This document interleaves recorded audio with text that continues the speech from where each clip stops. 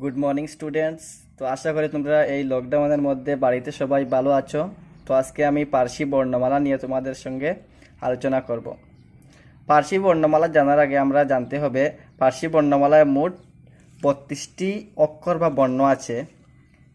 এগুলির মধ্যে পা, চা, জা এবং গাফ এই 4টি শব্দকে বিশুদ্ধ পার্সি বর্ণ বলে। 4টি বিশুদ্ধ পার্সি বর্ণ, এগুলির নাম হলো পা, চা, জা, গাফ।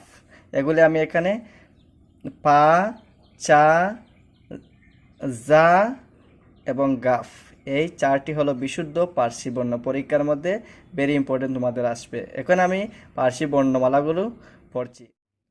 আলিফ, বে, তে, সে, জিম, হে, খে, দাল, জাল, রে, জে, সিন, শিন, সোয়াদ, দোয়াদ, তয়, জয়, আইন, গাইন, ফে, কাফ, কাফ, লাম, মিম, নু, ওয়াও, হে, ইয়া।